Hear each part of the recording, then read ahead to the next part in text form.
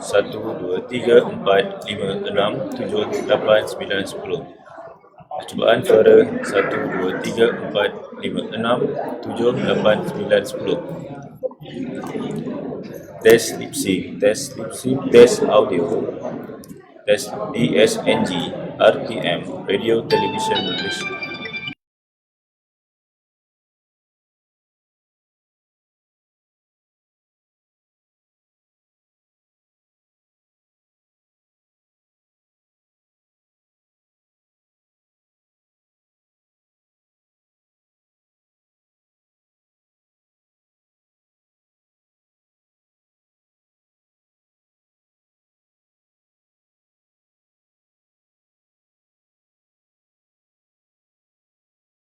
Two, three, check. Okay.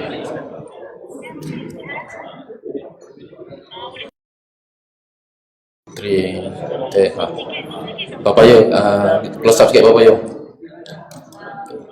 Okay, test mic 1, 2, 3.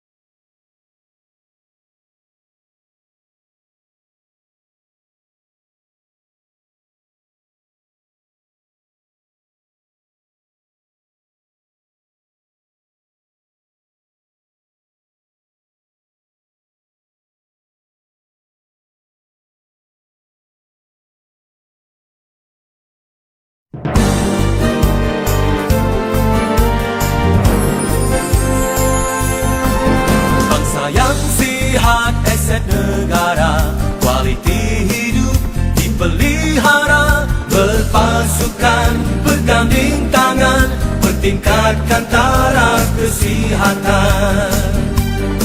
Secara profesional khidmat diberi, kecemerlangan matlamat kami, dimanapun jua di setiap waktu, kami sedia membantu. Kami penyayang pada semua, bagi kami tiada beza. Bertanggung jawab amalan kita, kesihatan dan maruah dijaga.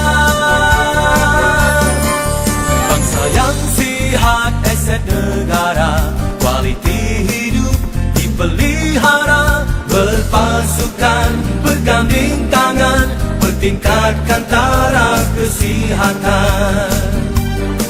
Secara profesional khidmat diberi, kecemerlangan matlamat kami, dimanapun jua di setiap waktu, kami sedia membantu. Kami penyayang pada semua, bagi kami tiada beza. Bertanggung jawab amalan kita, kesihatan dan maruah dijaga. Secara profesional khidmat diberi, kecemerlangan matlamat kami, dimanapun jua di setiap.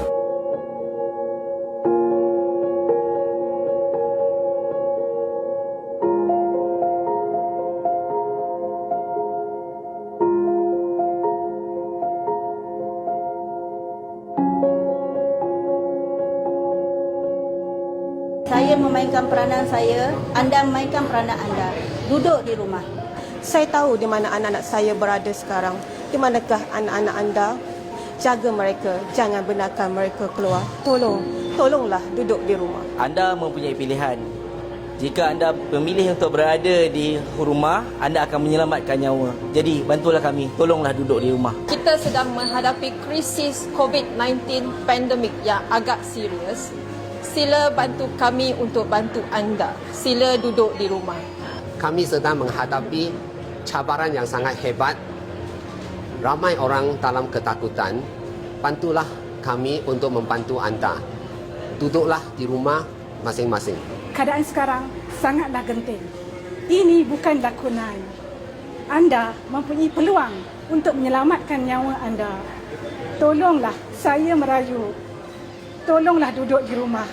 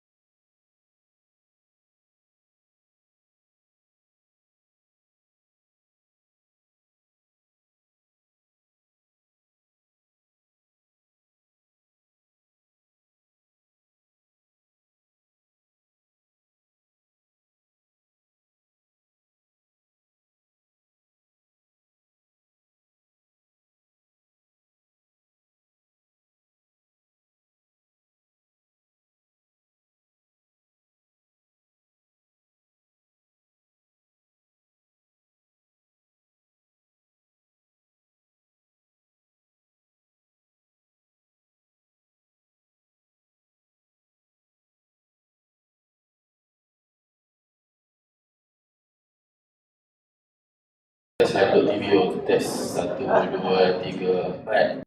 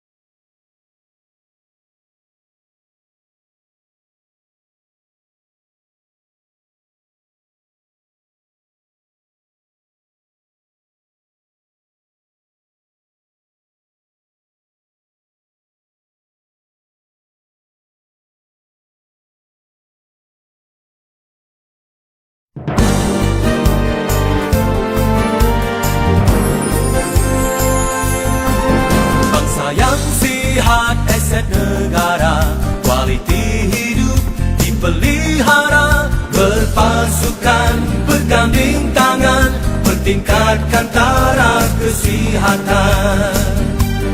Secara profesional khidmat diberi, kecemerlangan matlamat kami, dimanapun jua di setiap waktu, kami sedia membantu. Kami penyayang pada semua, bagi kami tiada beza. Bertanggung jawab amalan kita, kesihatan dan maruah dijaga. Bangsa yang sihat, aset negara, kualiti hidup dipelihara, berpasukan, berganding tangan, bertingkatkan taraf kesihatan.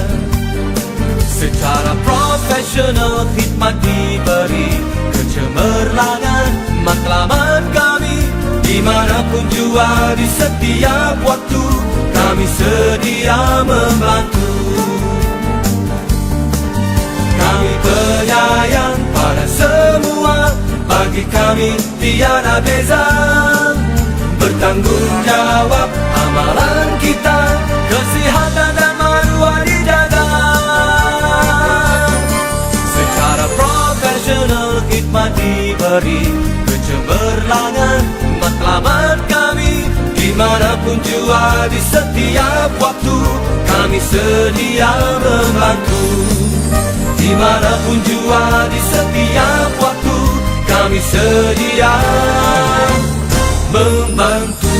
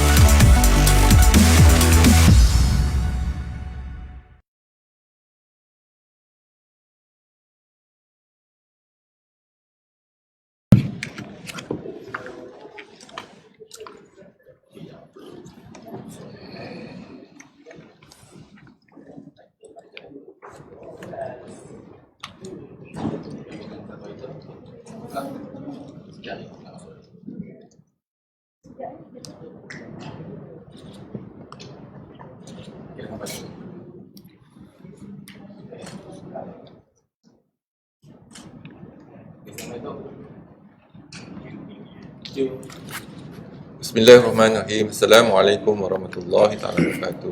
Salam sejahtera dan selamat petang kepada rakan-rakan media.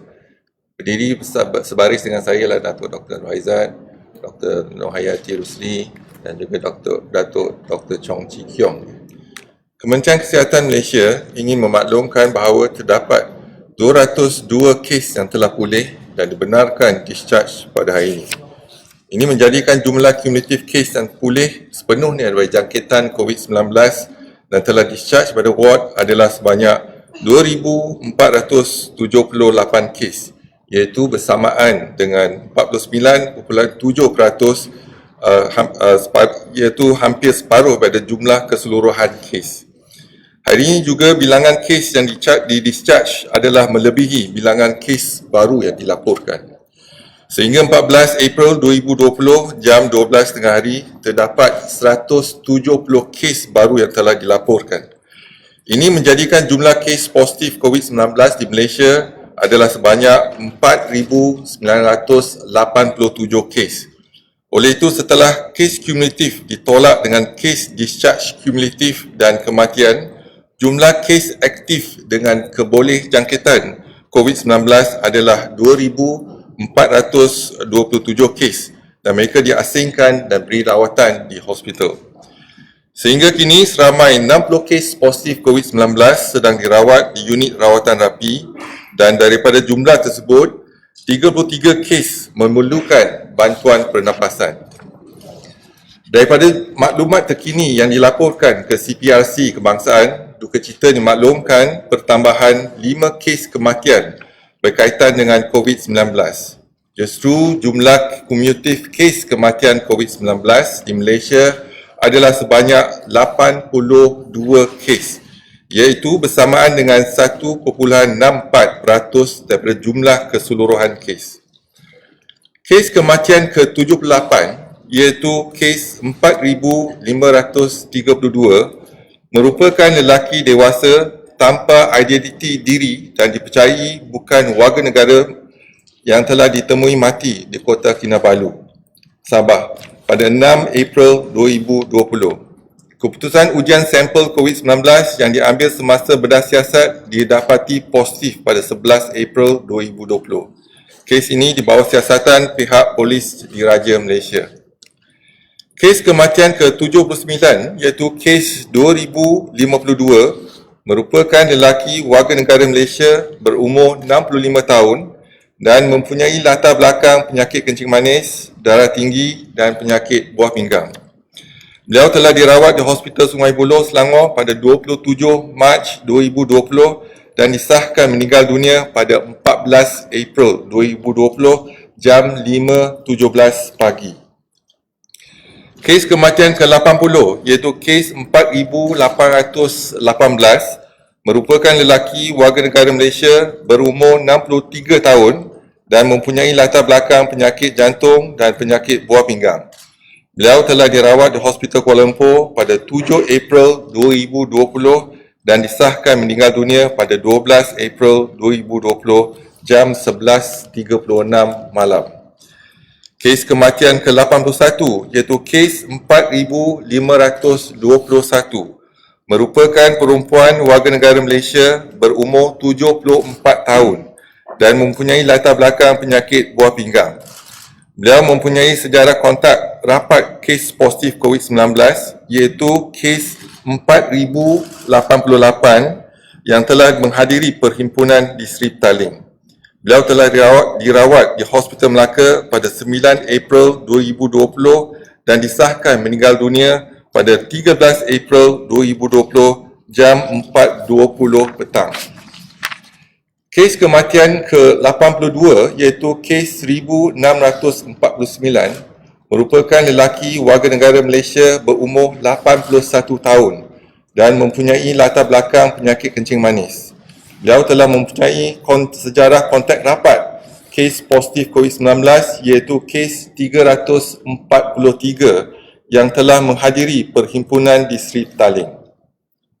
Beliau telah dirawat di Hospital Encik Besar Hajah Kalsum, Johor pada 26 Mac 2020 dan disahkan meninggal dunia pada 14 April 2020 jam 11.50 pagi. Kementerian Kesihatan mengucapkan takziah kepada semua ahli keluarga mereka. Kementerian Kesihatan Malaysia ingin memaklumkan mengenai kesiapsiagaan dan status terkini Personal Protective Equipment ataupun PPE bagi kegunaan petugas kesihatan dalam pengendalian kes COVID-19. Seperti diketahui umum, isu berkaitan dengan kekurangan PPE adalah isu global di mana hampir semua negara terkesan dengan penularan wabak COVID-19. Di fasilitis Kementerian Kesihatan juga didapati penggunaan PPE telah meningkat secara mendadak susulan pandemik COVID-19 daripada 3 hingga 10 kali ganda. Kelengkapan pelindung diri ataupun PPE adalah merupakan satu keperluan utama bagi petugas kesihatan barisan hadapan dalam menghadapi wabak COVID-19. Terdapat beberapa jenis PPE yang digunakan oleh petugas kesihatan. Misalnya, footwear ataupun boot cover baki stok di Kementerian Kesihatan adalah 78 hari. Protective head cover baki stok ialah 52 hari. Alat penutup hidung dan mulut jenis 3-ply mask baki stok 47 hari. Alat penutup hidung dan mulut jenis surgical N95 mask baki stok 37 hari. Disposable face shield baki stok 25 hari. Disposable fluid resistant apron baki stok 23 hari. Jumpsuit ataupun protective overall baki stok 19 hari. Dan gaun plastik biasa dan lain-lain jenis PPE. Bagi memastikan stok PPE adalah berterusan, Kementerian Kesihatan Malaysia telah dan sedang terus menjalankan proses perolehan PPE secara pembelian pukal di peringkat pusat dan di peringkat negeri. Kementerian Kesihatan juga bekerjasama rapat dengan Majlis Keselamatan Negara, Agensi Pengurusan Bencana Negara dan lain-lain agensi pusat bagi memastikan isu berkaitan stok ini dapat diberi perhatian khusus. Sumbangan PPE oleh pelbagai pihak swasta, badan bukan kerajaan dan para dermawan terus dialukan dan jutaan terima kasih diucapkan kepada mereka.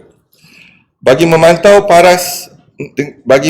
rapat paras stok dan kadar penggunaan bagi setiap jenis PPE di setiap negeri, Kementerian Kesihatan telah menggunakan sistem pelaporan dan pengkalan data atas talian yang mudah di mana ianya dikendalikan oleh pegawai di setiap jabatan kesihatan negeri, hospital-hospital dan pejabat kesihatan daerah.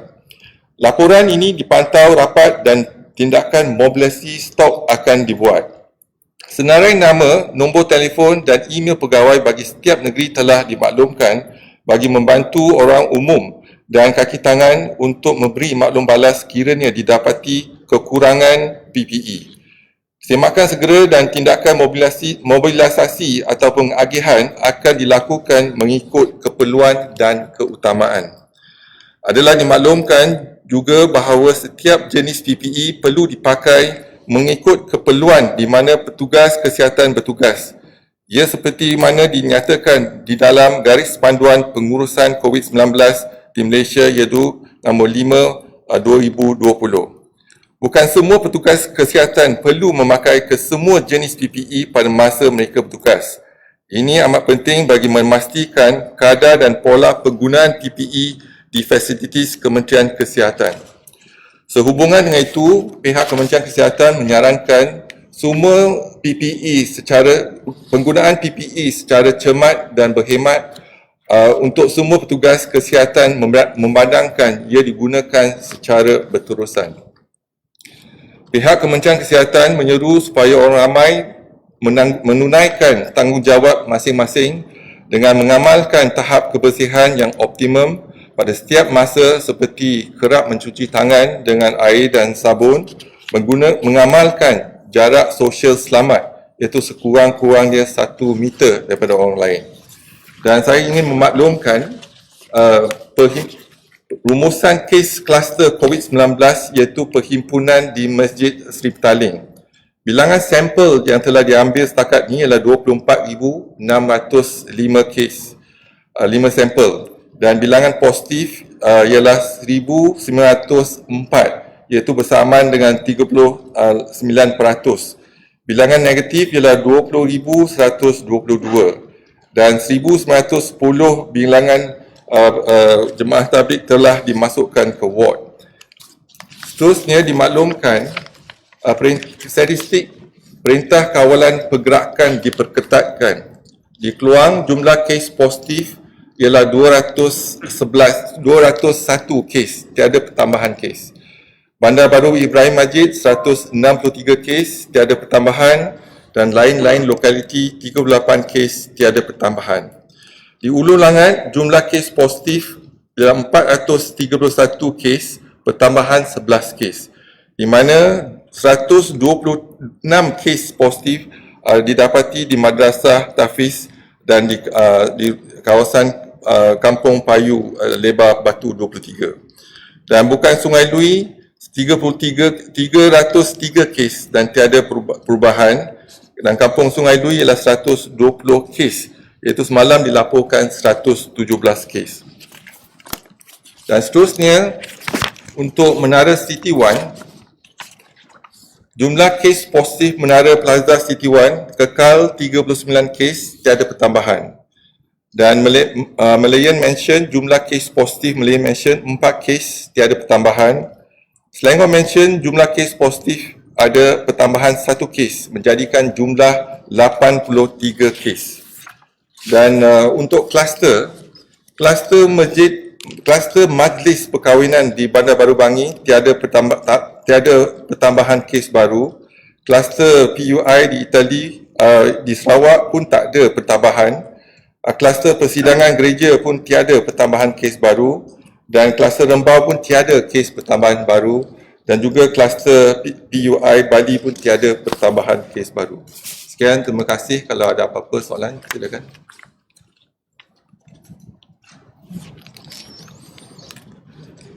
Assalamualaikum warahmatullahi wabarakatuh. Saya ada dua soalan.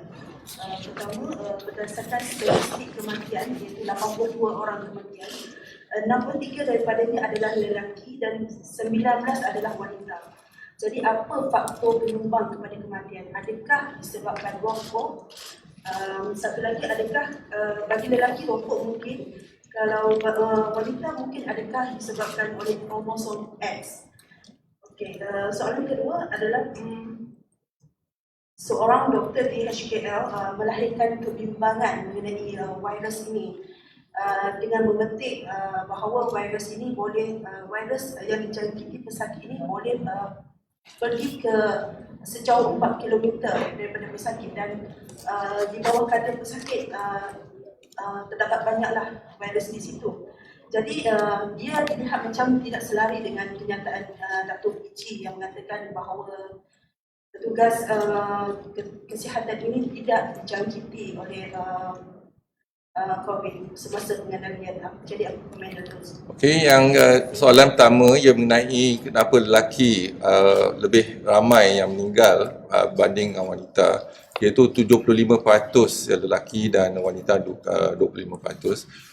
Ini dimaklumkan bahawa dalam perhimpunan di Seri Petaling kebanyakan yang hadir adalah lelaki, dan kita dapati kes kematian yang paling tinggi ialah mereka yang hadiri jemaah perhimpunan di Seri Petaling, iaitu lebih daripada 30%. Yang tu satu faktor. Yang kedua, mungkin lelaki dia banyak aktiviti di luar berbanding dengan wanita. Dan yang pasti ialah mereka yang meninggal ialah umur 50% daripada dia umur lebih daripada 60 tahun ke atas. Jadi usia 60 tahun ke atas risiko dia semakin tinggi. Dan lebih pada 85% daripada mereka yang meninggal ada masalah-masalah comorbidity ataupun penyakit-penyakit yang lain. Contohnya kencing manis, darah tinggi dan sebagainya. Yang tu mungkin jadi bila mereka mendapati dijangkiti COVID-19, gejala mereka lebih teruk daripada mereka yang tak ada comorbidity. Itulah antara faktor-faktor yang menyebabkan kematian tinggi di kalangan lelaki. Yang isu kedua memang ramai di antara kita pun rasa bimbang kerana dengan jangkitan COVID. Jadi kita kena berasaskan kepada bukti dan juga pada fakta. Jadi yang bukti sekarang ni yang sedia ada yang diumumkan oleh WHO ialah virus tersebut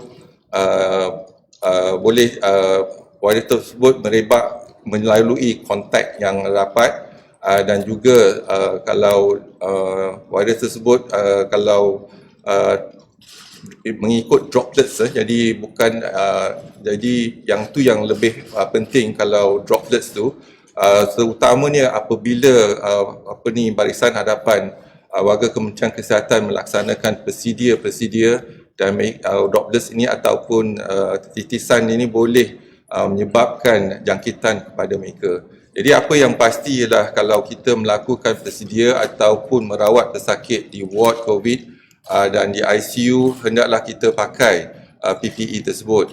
Dan juga sekarang ni kita menyarankan kepada semua barisan hadapan petugas-petugas kesihatan supaya memakai PPE walaupun kita merawat pesakit ID ataupun SARI.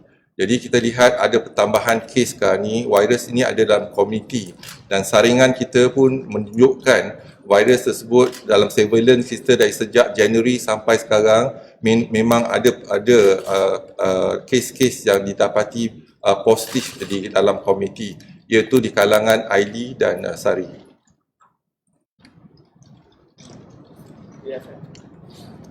I have 3 questions. Question number 1, you mentioned yesterday that MCO phase 1 and 2 have shown signs that it was effective. But today it was also announced that EMCO was expanded in KL and has included Masjid India. So will we see a spike of new cases in those areas? Are we going to see a next wave of infection? That's question number 1. Question number 2 is, have we achieved the target capacity for daily tests, which is 16,500 tests per day? You've announced that we should achieve by mid-April, and it's already mid-April. And if not, what are some of the issues that we're facing? Question number 3, may we have the breakdown on the recovered cases, ideally on the situation in the red zone areas, because for instance in Lebak Pantai we know that now is more than 500 cases, but maybe now there's more recovered cases there, so we may want to know exactly what are the active cases in those red zone areas. Thank you. Okay, for the first question with regards to the MCO 1 and 2, obviously the projection that today we should have 6,300 cases, but the reality is that we have less than 5,000 cases, which means the MCO 1 and 2 managed to reduce the cases. Today is supposed to be the peak, but if our peak, we have not seen a peak in terms of graph, it's still, perhaps we've managed to flatten the peak, but reduce the cases. Obviously, we have seen a reduce of cases as compared to the prediction. But more importantly, more needs to be done, and this is why we are monitoring it closely, and hopefully the third MCO will help us further. So that's the one. And second, with regards to the enhanced MCO, certain area, hotspot area that we think, for example, there's a potential for the virus to spread. And this is where we come in and then make sure that we can contain the area. Once we have actually the MCO in place, what's more important is that the enhanced MCO will make sure that we screen everyone in that area. And hopefully by doing so, we can actually detect with the action case detection, then we can trace and track those positive cases and test them and isolate them and treat them appropriately. So this is the action that we have done. And we have seen that the MCO, enhanced MCO in Simpang Renggam as well as in Sungai Lui helps us to contain the spread of the infection in that area. So I think this is something that we put our full focus in that area, working together with other agencies. For example, we'd like to thank PDRM, Angkatan Tentera Malaysia, coming together as one for this collective action plan that we have and then implementing it in the enhanced MCO area. Datuk, ini berkenaan PPE, kita dapat media mendapat respon baiklah daripada masyarakat dan mereka nak membantu untuk buat PPE tu secara DIY. Jadi apa dia punya kriteria, requirement daripada KKM yang mungkin boleh untuk daripada masyarakat? Kalau mereka nak bantu, ramai yang tanya saya kalau dia nak derma, apa yang kita perlukan di Kementerian Kesihatan. Peralatan kita dah cukup, peralatan, jadi kita ada peruntukan untuk perolehan peralatan. Tetapi yang kita rasa ialah PPE ni, ialah penggunaan PPE ni secara berterusan. Jadi peningkatan penggunaan yang kita nampak sekarang ni daripada 3 kali ganda sampai 10 kali ganda, bergantung pada pesakit dan sebagainya. Dan jadi kalau isu penggunaan PPE ni ialah berterusan, jadi kita kena lihat bagaimana kita boleh sentiasa mendapatkan bekalan untuk PPE. Jadi bekalan kita sekarang ni menggunakan cara pukal, perolehan cara pukal dan perolehan di negeri, dan juga kita bekerjasama dengan NAKMA untuk mendapatkan PPE. Contohnya mask N95. Sekarang ni kita ada kesukaran untuk mendapatkan mask N95 sebab United States dah tak ekspor lagi N95. Jadi sekarang ni kita cuba dapatkan mask KN95 pula daripada negeri China. Contohnya hari itu ada negeri China memberikan kita lebih kurang 100,000 KN95 yang ada kualiti dan kita boleh berguna. Jadi mungkin kita akan lihat bagaimana kita boleh sentiasa pastikan stok kita ada sekurang-kurangnya lebih pada 2 minggu. Tapi sekarang ni stok kita kalau kita ikut hari lebih daripada tu. Ada yang 30 hari, ada yang 60 hari dan sebagainya. Jadi kita kena lihat penggunaan stok tersebut.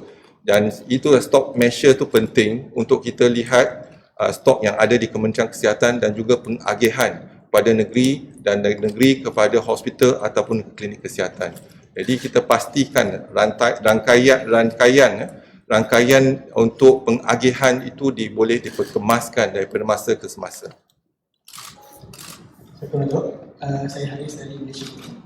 Saya ada beberapa soalan. Pertama sekali nak minta sedikit update lah jika ada berkenaan Malaysians yang attended the gatherings dekat Sulawesi dan juga New Delhi itu, jika ada yang balik.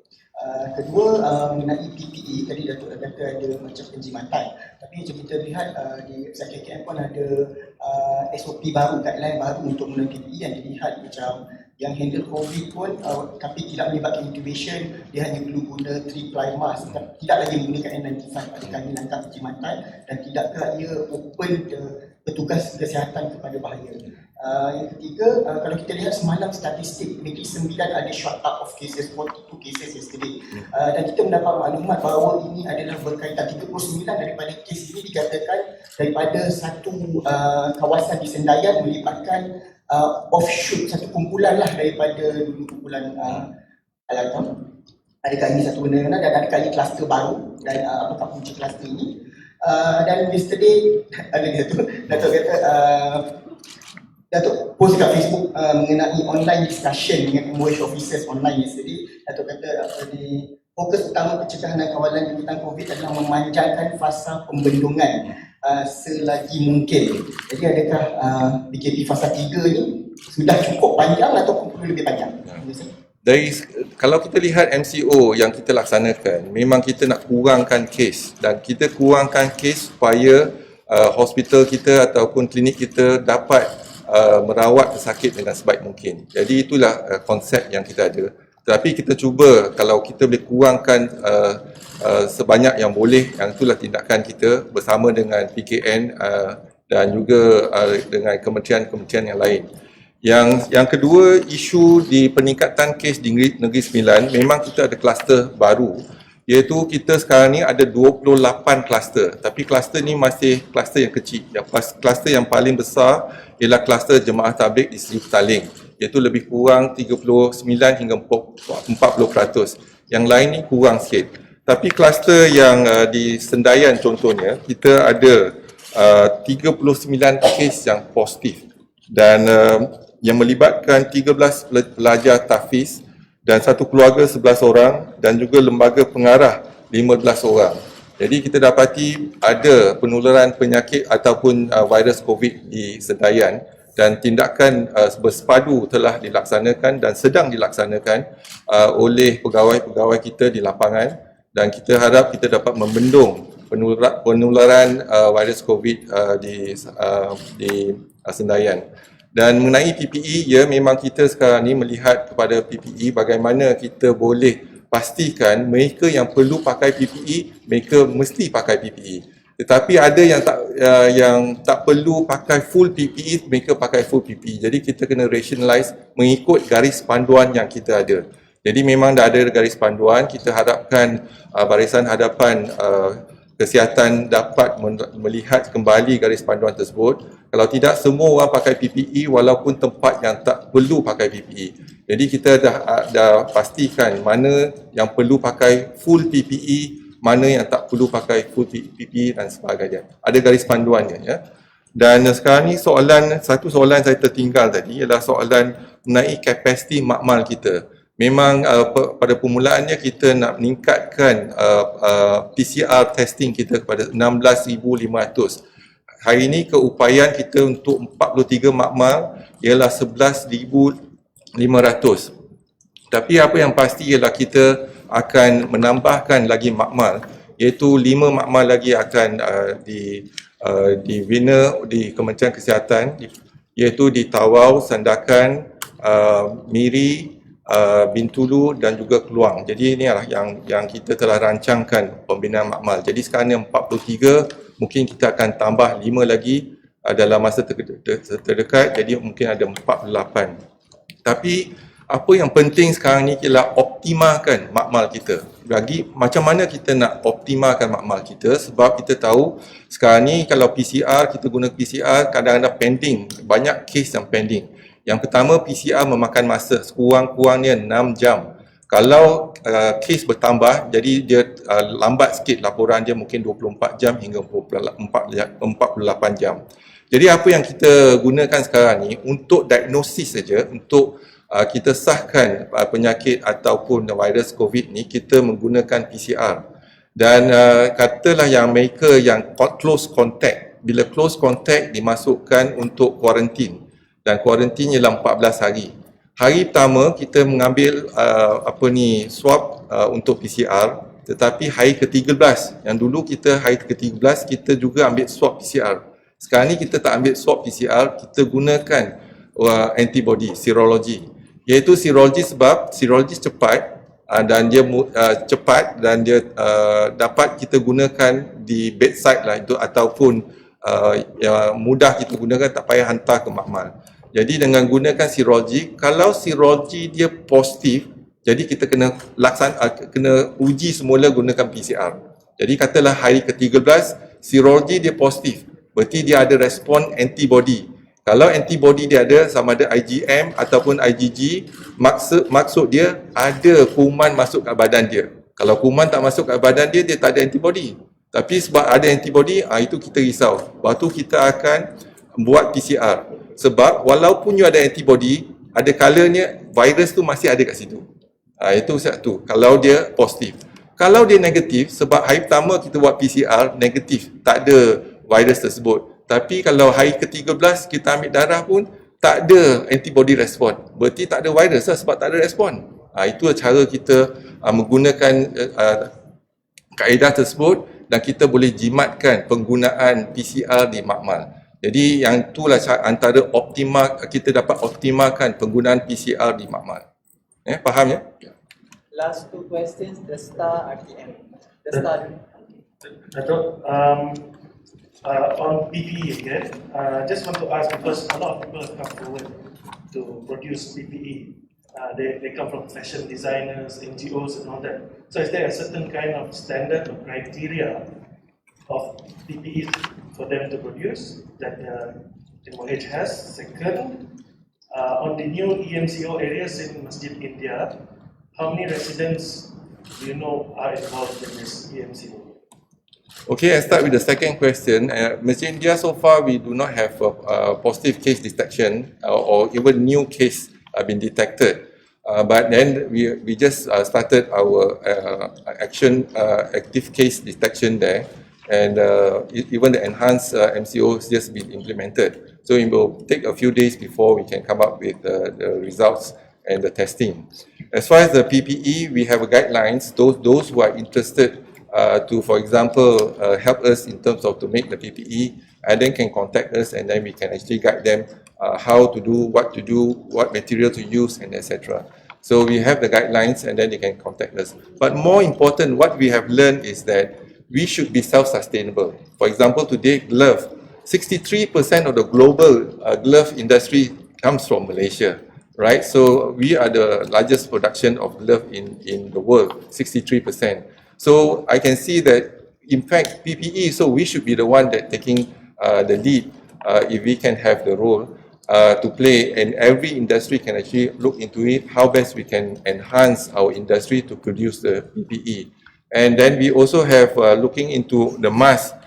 We have the mask, for example, we have 42 companies, local companies producing a 3-ply mask. But now we think we have to look into how we can actually also produce N95 mask, for example, for our self-consumption, also perhaps for export in this region or globally. So this is some of the things that we need to look into it. So as far as the details for those in Jalan Masjid India, we have taken sample of 573 individual sample, 573, but we have to wait for 24 hours before we can get the results because we just started the action in our active case detection there. Last RTM. Saya ada dua soalan. Datuk, bermula minggu ni MAS akan menyambung kembali penerbangan mereka ke Sabah dan Sarawak. Jadi di pihak Kementerian Kesihatan Malaysia, adakah SOP akan diperketatkan di lapangan terbang yang terlibat untuk mengelakkan penularan virus merentasi sepadan, maksudnya daripada Semenanjung ke Sabah dan Sarawak? Dan soalan saya nombor 2 adalah Bazar Ramadan. Bazar Ramadan kalau diikutkan kerajaan memutuskan untuk tidak ada. Tapi ada negeri yang membenarkan gerai-gerai di bahu-bahu jalan dengan syarat mereka mematuhi syarat PKP. Tapi itu secara teori. Secara praktikal kita tidak tahu. Adakah mungkin berlakunya pengumpulan pelanggan ataupun jarak sosial di antara mereka sebab itu sekadar teori. Jadi di pihak KKM, adakah saranan-saranan yang perlu untuk mereka? Okey, yang soalan pertama mengenai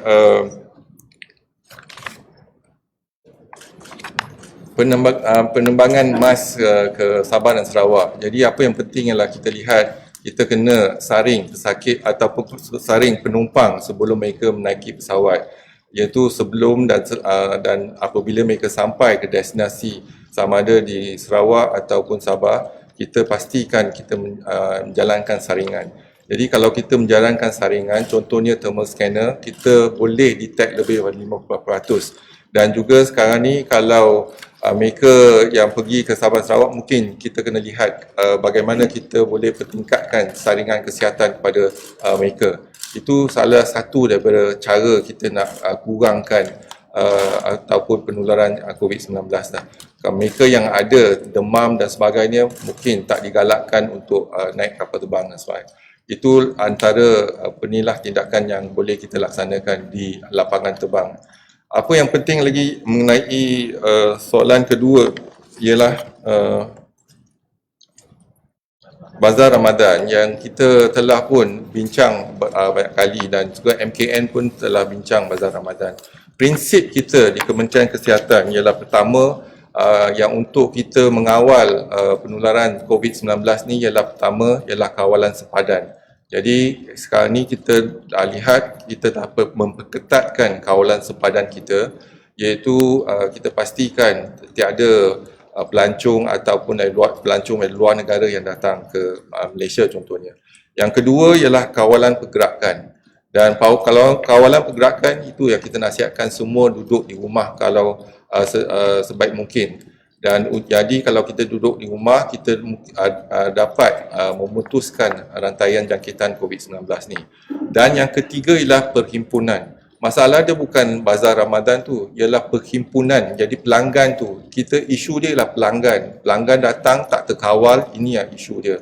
Jadi sekarang banyak kaedah sekarang ni yang kita telah bincangkan bersama. Salah satu ialah cara e-bazar lah. Jadi dia hantar makanan ke rumah dan sebagainya. Itu mungkin cara teknologi yang kita guna sekarang ni. Kalau kita lihat kelaziman kita dah berubah, kita banyak guna e-food for example, Grab food dan sebagainya menghantar ke rumah. Jadi kita lihat ada peningkatan lebih pada 70% kita menggunakan perkhidmatan Grab food dan sebagainya. Jadi ini mungkin salah satu cara untuk menyelesaikan isu bazar Ramadan. Jadi kita rasa e-bazar Ramadan tu mungkin dapat memenuhi kriteria ataupun kriteria di Kementerian Kesihatan yang pastikan tak ada perhimpunan orang ramai ketika nak beli makanan dan sebagainya. Baik, terima kasih. Okey, terima kasih. Sekian. Wassalamualaikum warahmatullahi wabarakatuh.